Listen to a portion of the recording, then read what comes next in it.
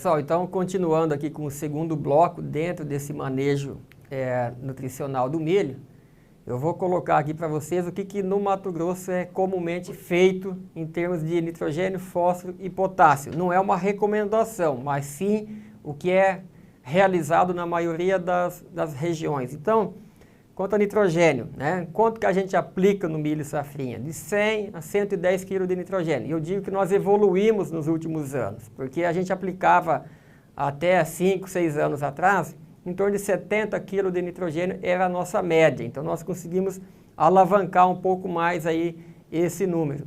E quando que a gente aplica, né? Em torno de V2 a V5, tá? As fontes mais utilizadas, ureia, primeiramente, sem dúvida, e depois sulfato de amônio, tá? São as duas fontes mais utilizadas. 100% aí realizado a lanço, tá? Em cobertura. O fósforo já é um pouco mais complicado, a dose vai de 0 a 50. Existe aquele produtor que investe um pouco mais ali na aplicação desse elemento, mas boa parte fica para aproveitar o residual do que foi aplicado na cultura anterior, no caso a soja, tá? E quando ele é aplicado em pré-plantio, né, a maioria dos casos é MAP, aplicação a lanço, né? Com relação ao potássio, ó, de 40 a 50 kg de K2O é aplicado, né, seja ele aqui via KCl ou formulado, aqui em pré-plantio ou cobertura, a lanço, né? Por que de 40 a 50 kg? Porque existe no Mato Grosso um formulado muito utilizado ainda, que é o 20020, tá? Então o pessoal ainda tem uma paixão por esse produto, está utilizando e acaba, ao optar pelo nitrogênio, acaba também aplicando o potássio. Assim como o 30020 também, são dois formulados que comumente é aplicado em cobertura no milho no estado do Mato Grosso. Então esse aqui é um exemplo, né? Um exemplo, um panorama geral da adubação em que nós realizamos lá, né? Agora, qual o momento ideal de aplicação desse nitrogênio? É no estádio V4, quando a gente sempre escuta o pessoal falar, né? V4, V5, ideal, a planta está ali definindo o potencial produtivo. Então, é o momento de aplicar. Mas tomar muito cuidado aqui, pessoal, um ponto importante. V4, V5, a planta define potencial, mas nesse momento, o nitrogênio tem que estar dentro da planta, tá? Se eu vou aplicar em V4, existe ainda um delay, né? Para que esse fertilizante seja dissolvido, incorporado ao solo, a planta absorver e assimilar.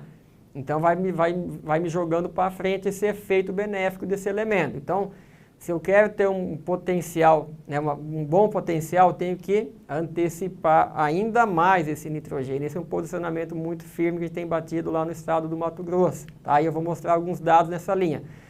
Percebam aqui, ó, um campo, um talhão, né?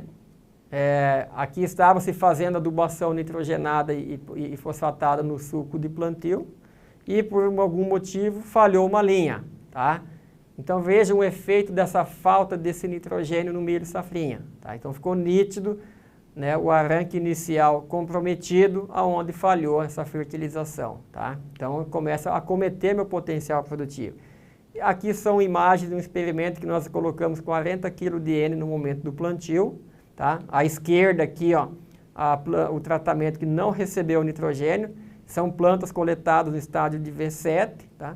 E desse lado aqui uma planta bem nutrida do elemento, tá? E quando a gente vai olhar aqui a imagem ao lado, aqui eu tenho a formação do pendão, ó, né? Lá no estádio V7, olha a diferença, né? Então é do mesmo experimento, mesmo híbrido, mesma data de plantio.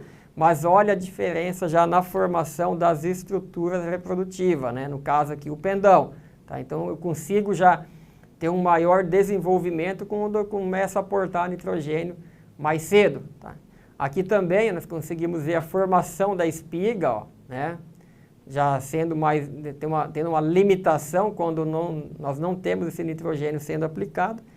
E quando tem esse nitrogênio já no momento da semeadura, os 40 kg que eu comentei, nós temos as espigas já num tamanho mais avançado, o que com certeza, já é um resultado benéfico, né, de alto potencial produtivo que a gente vai conseguir obter. E os dados mostraram exatamente isso. Então aqui nós temos uma imagem desse experimento, ó, do lado esquerdo sem nitrogênio no plantio e aqui com nitrogênio. Então perceba o que nós fizemos nessa pesquisa. Nós pegamos aqui, ó, e balizamos, né, 140 kg de nitrogênio para todo mundo, para todos os tratamentos, e deixamos uma testemunha sem. A testemunha, está aqui, deu 97 sacas por hectare. E nós fomos alterando as épocas de aplicação desse nitrogênio. Então aplicamos em V2, V5 e V8. O que acontece se eu aplico em V2? Eu vou produzir mais do que a testemunha, ok? Porque eu coloquei 140 kg de N contra 0, tá? Então uma dose boa. Mas se eu vou avançando na época de plantio, ó, V5 para V8, ó, o meu potencial de rendimento ele vai diminuindo, tá? Quando eu não tenho nitrogênio no momento do plantio. Agora nós repetimos as mesmas combinações, tá? Mas eu reduzi aqui, o que nós fizemos? Nós tiramos os 40 kg de N aqui e colocamos aqui, só mudamos o momento de aplicação. A dose total é a mesma, fechando nos 140 kg, tá? E as épocas também, V2, V5 e V8. E vamos olhar aqui o que acontece com a produtividade. Perceba que ela é mais uniforme, ó, ela vai de 163, 164, 163, ou seja, quem tem nitrogênio no momento do plantio do milho, ele tem uma flexibilidade maior para entrar com a segunda, com a terceira aplicação desse elemento, tá? Porque eu já começo a construir uma planta de alto potencial produtivo com esse nitrogênio sendo aplicado no momento da semeadura do milho. Isso é muito importante a ser dito. E eu vou mais, eu digo que no Mato Grosso, principalmente, a gente deixa de colher mais milho simplesmente pelo manejo errado desse elemento, tá? Muitos planejam em apenas uma aplicação, em V4, V5, e aí começa a chover, é aquele atropelo operacional, não consegue, planejou uma aplicação em V4, V5. Nessa fase em diante, o milho consegue colocar uma folha nova a cada 4 dias, ou seja, quando a aplicação de fato vai acontecer, o milho já está em V7, V8 e já perdeu o time, tá? E aí vai acontecer isso daqui, ó, né? Você tem uma limitação produtiva. Então, quem tem esse elemento aqui sendo aplicado no momento do plantio, ele tem essa segurança maior. Eu digo que é um seguro que ele faz, né, para ter uma flexibilidade nessa segunda aplicação e com certeza ele vai colher muito mais milho, tá? E nós fizemos uma rede de ensaio, né, junto com o IAC de Campinas, e a Fundação em Mato Grosso, ó, Itiquira, Sapezal e Deciolândia, né? Um total de 11 ambientes, né? E aqui eu filtrei apenas o resultado da aplicação do nitrogênio no momento do plantio e 100. Então percebam que todos os locais nós tivemos um ganho de produtividade naquela situação em que nós aplicamos nitrogênio. Aqui a dose foi de 39 kg por hectare de nitrogênio, tá? Então tem esse efeito muito bem visível, né? Aqui também um trabalho que a gente mostra aqui, que foi 60 kg de nitrogênio, aplicado no plantio, V1, V3, V5, olha o que acontece lá em V7, ó. Você tem uma limitação produtiva, então não posso aplicar nitrogênio muito tarde, temos que antecipar, tá? Construir rapidamente essa planta com alto potencial produtivo. E em cima desses dados, né, nós publicamos lá com a Fundação IMT o boletim de pesquisa para o estado do Mato Grosso voltado à adubação do milho safrinha, né? Então nós lançamos um conceito de adubação de semeadura a lanço. Então colhe, a gente passa colhendo, aduba e planta. É o que conseguimos mostrar aqui nessa imagem aqui, né? Seria o ideal, tá? Tá com a máquina passando, colhendo soja, vem se aplicando o fertilizante nitrogenado e aqui já vem acontecendo a aplicação a semeadura do milho, tá? Tomar muito cuidado para não defasar ou abrir muita frente de trabalho com essa aplicação aqui. Quer dizer, se começar a chover demais, né, a gente vai ter você não consegue entrar plantando esse milho, você vai ter uma defasagem muito grande em relação à aplicação e o plantio. Então, se tem previsão de chuva, é bom interromper ou inverter o sistema. Você pode muito bem plantar o milho, fazer a modalidade plante, aplique o nitrogênio já na sequência, tá? Então, não precisa ser uma dose alta. Até 40 kg de nitrogênio a gente vai ter grandes benefícios sendo observados desse sistema, né? Com relação à fonte, né? Então, ele também passa pela eficiência do uso do nitrogênio. Então, nós temos aqui embaixo os dias após a adubação, e aqui a amônia que foi sendo volatilizada, né? Então percebe que uma ureia comum, né, tradicional, ela tem um pico de perda aqui, já aqui no segundo, terceiro dia, depois vai diminuindo. Enquanto eu tenho uma ureia com NBPT protegida, né? E o nitrato de amônio, que eu tenho perda muito reduzida desse elemento, tá? Então, são fontes eficientes que nós temos no mercado para que a gente consiga uma eficiência maior de aproveitamento do uso do nitrogênio. Aqui, pessoal, uma dúvida muito constante que a gente vê, né? Quem está no campo percebe muito bem isso, o pessoal tem perguntado bastante. Então, um trabalho que mostra o seguinte, ó, a perda por volatilização também, né, de amônia, aqui são os dias no eixo X, tá? Sem nitrogênio, ureia e a ureia com inibidor de urease, tá? Então, aqui uma simulação seguinte, a aplicação foi após a irrigação, então irrigou e foi lá e aplicou nitrogênio. Então, o que está no conceito de todo mundo ou na cabeça, pelo menos quem está na linha de ponta? O ideal é, choveu, vai lá e aplica esse nitrogênio, tá? Isso todo mundo tem como uma referência, né? Se não chover após, se não continuar chovendo após essa aplicação, você vai ter uma perda muito alta por volatilização da amônia, porque você já deu conta, você já deu condição para ela se dissolver e a urease começar a ser ativada. Então, você vai ter uma perda muito alta se após essa aplicação, né, não tiver chuva. Então, é muito perigoso com relação a isso. Agora, quando a gente aplica num ambiente, a gente aplica antes da irrigação, né? Quando você vai lá, ou seja, uma condição de aplicação, o solo está seco, né? Seco e irrigou depois, ou seja, choveu depois. Essa é a melhor condição, porque você aplica o nitrogenado num solo seco, você não dá condição da urease já começar a ativar, né? Então você vai ter uma eficiência maior também no uso desse nitrogênio. Enquanto que você vai lá e aplica o nitrogênio e chove ou irriga 7 dias depois, perceba que você tem menos perda do que naquela situação primeira que você vai lá, aplica o nitrogênio logo após uma chuva, né? Então, são situações que a gente tem que tomar muito cuidado, né? Quem está no campo observa isso, o pessoal gosta de aplicar logo após uma chuva, né? Mas o ideal, se tiver previsão de tempo de chuva, né? Constante, tudo bem, aí não vai ter problema, mas se não, então tomar muito cuidado em relação a isso, é melhor aplicar num solo seco, que venha a chuva depois, do que você aplicar num solo com umidade e não chover. Em cima disso, o pessoal pergunta, e se eu aplicar ureia de noite, vai resolver? Muitos aplicam à noite com essa intenção de reduzir a perda de volatilização da amônia. Resolve? Não resolve. Por que não resolve? Porque a perda da volatilização da amônia, o pico dela, não acontece em horas, acontece em dias. Vai acontecer no segundo para o terceiro dia. Então não adianta a gente aplicar à noite, que no dia seguinte, se ventar muito, alta temperatura, né, a gente vai ter uma volatilização da amônia sendo acentuada de igual forma, tá? Então não vai resolver esse problema. Importante isso, existe no milho, assim como as outras gramíneas, como o trigo, né? Um sinergismo muito bem estabelecido entre nitrogênio e fósforo, tá? Então veja aqui essa situação do lado esquerdo, né? Uma parcela em que nós aplicamos somente nitrogênio no suco de plantio, e aqui 40 kg de N, e aqui desse lado, nitrogênio mais fósforo, então 40 mais 100 kg de fósforo aqui.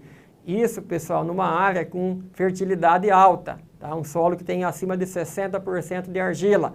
E percebam que o milho tem um desenvolvimento muito melhor do que aqui, né? Do que onde nós aplicamos apenas nitrogênio, porque esse sinergismo de nitrogênio e fósforo. A planta de milho, para assimilar de uma maneira muito eficiente esse nitrogênio, precisa de energia, que vem de onde? Vem do meu adubo fosfatado que eu vou estar fornecendo na planta, tá? Então, uma tática muito boa é aplicar nitrogênio ligado a fósforo no momento do plantio do milho, tá? Vamos dar uma olhada aqui na produtividade, ó, 125 sacas desse lado e aqui 131 sacas de milho. Então, uma expressiva resposta, né? Quando a gente pensa no sistema soja-milho, né? A gente vai olhar aqui alguns resultados de manejo que nós fizemos também, tá? Nós pegamos aqui que eu havia até comentado anteriormente, né? Aquela situação em que o produtor vai aplicar apenas 70 kg de nitrogênio. Na época que montamos essa pesquisa, era a dose usual no Mato Grosso. E um manejo em que o produtor vai aplicar uma adubação mais robusta, 140 kg de nitrogênio, 50 de fósforo e 50 de potássio.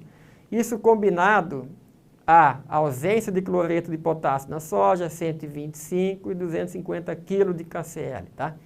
Mas não é o foco aqui, o foco é dizer o seguinte, vejam que eu colhi mais milho, né, na barra verde, onde eu investi mais em adubação, tá? Essa é uma informação, ó. Todas as situações eu colhi mais milho, onde eu investi mais em adubação. O que eu quero chamar a atenção é aqui, ó, veja a soja que veio no ano seguinte, após esses mesmos tratamentos. Eu também colhi mais soja exatamente nesses tratamentos em que eu investi mais na adubação do milho anterior. Então, a mensagem é: a adubação do milho interfere na soja seguinte, ou seja, ela pode ser penalizada pela subadubação que eu faço no milho anterior. Obviamente que, às vezes, de um ano para o outro, eu não consigo perceber isso, mas esse manejo de adubação incorreto no milho safrinha ao longo do tempo vai me levando a uma exaustão dos nutrientes no solo, e aí a soja vai me deixando de produzir. E às vezes, como eu não tenho esse comparativo na minha fazenda, no meu talhão, de lado a lado, nem vou perceber, né? Porque tudo é o mesmo manejo, né? Então não consigo diferenciar isso, eu estou perdendo soja sem saber. Então essa é uma mensagem muito importante. E aqui nós temos a imagem aérea desse experimento, ó. A gente consegue ver aqui embaixo, ó, na faixa 100 potássio, aqui na soja 125 e 250. E aqui a gente consegue ver nessa primeira faixa, ó, a soja está bem mais desfolhada, aqui já está mais bonita, aqui um pouco pálida, mais bonita, pálida e um pouco mais verde, né? E o que é isso? Exatamente onde nós tivemos essas situações que eu comentei. Então veja, onde tivemos nitrogênio, fósforo e potássio no milho, a soja seguinte se desenvolvendo de uma maneira mais eficiente. Okay? Agora, é necessário também a gente não se ater apenas à fertilização em si, mas também a gente buscar um sistema eficiente no uso dos nutrientes. Eu comentei um pouco disso na aula anterior, tá? A gente vai falar um pouco disso novamente, tá? Então perceba aqui alguns passos que nós temos para a gente buscar a eficiência no uso dos elementos. Então o primeiro deles é a gestão do conceito 4C, né? Dose, fonte, época e o local certo, isso é importante. Depois vem aqui a questão operacional, a questão da fertilidade, palhada, ciclagem de nutriente, né? Toda essa questão. O manejo do solo em si, se é plantio direto, se é convencional. O tempo de cultivo, eu estou falando de efeito residual, acúmulo, aumento de matéria orgânica, né? Estou falando de sistema de produção, sequência de cultivo, a rotação que eu vou utilizar, as culturas que estão envolvidas nesse processo e também aqui a eficiência do uso do nutriente, tá? Seja lá balanço de nutriente, taxa de desfrute, eficiência produtiva, NDVI, análise de folha e nessa linha, né?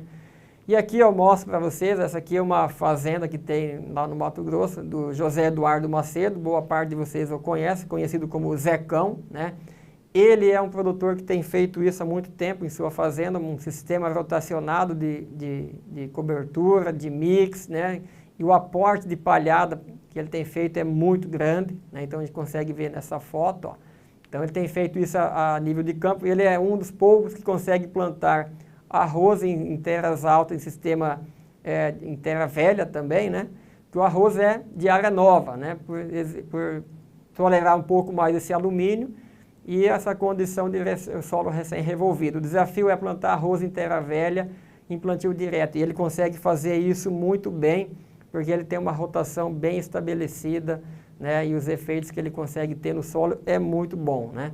A gente consegue ver aqui nessa análise. Então veja os níveis de potássio que ele tem nessa área, os níveis de capacidade de troca catiônica e também de matéria orgânica, ó. Isso aqui é nível, análise de rotina, talhão, então chegando aqui de 4,5% até 5,5% de matéria orgânica na nossa condição tropical, né? Temperatura alta e muita chuva. Então ele mostra para nós que é, sim, possível obter sistemas de produção eficientes, né? No uso da economia também desse nutriente, né? E ele é um produtor diferenciado nesse sentido de escolha de cultivar, né? De soja, por exemplo, enquanto que muitos vão optar por uma cultivar em função do nematóide que ele tem na área, ele não, o fator de escolha dele é a produtividade. tá? Porque ele tem um ambiente que consegue conviver muito mais com esses problemas de sanidade do solo. Então ele vai escolher a cultivar que ele entrega maior capacidade produtiva, né? E essa é uma característica que ele tem lá. E aqui, só para fechar aqui o raciocínio com o estudo de caso que ele tem lá, né, na fazenda Capuaba, em azul aqui nós temos a média geral da região lá de Lucas do Rio Verde, são 45 propriedades, né, que fazem parte dessa análise, e a despesa com fertilizante. Então percebam aqui que na fazenda Capuaba, que são esses pontinhos em preto, a despesa em fertilizante é muito menor do que a média desse grupo de 45 propriedades que foram analisadas, tá? Então ele tem uma flexibilidade também no seu ajuste da adubação, tá? Porque ele tem um sistema já muito mais eficiente no aproveitamento desses elementos, tá? E aqui algumas possibilidades que a gente pode usar, né, de cultura de cobertura nesse sistema de cerrado. Então, as expectáveis, a júncia, o croleuca, milheto, sudão, as gramíneas com uma capacidade de ciclagem de potássio, né, muito grande, e também o aporte de palhada, de carbono, né. A própria braquiária, nós falamos bastante dela na aula anterior, né, mucuna, nabo e assim vai. Então, tem uma diversidade de opções que a gente pode colocar no nosso sistema, cada uma com diferente capacidade também de produção de fitomassa, né? E aqui um ponto muito importante, a questão da ciclagem de nutrientes. Aqui eu coloquei apenas da ocroleuca, milheto, braquiária e o próprio milho safrinha. Então, no caso da ocroleuca, uma leguminosa muito boa para a gente colocar em sistemas em que o nematóide acaba sendo o vilão, né? Mas também que consegue ofertar uma grande quantidade de nitrogênio no nosso sistema, nitrogênio biológico, tá? Quando a gente vai para o milheto, braquiária, quem chama atenção aqui? Potássio, assim como o milho. Então, as gramíneas, no geral, são tidas como umas boas recicladoras desse elemento potássio e também por fomentar ou aportar uma grande quantidade de biomassa na superfície do solo, ok? Bom, pessoal, a gente vai ficando aqui no segundo bloco e voltamos logo mais.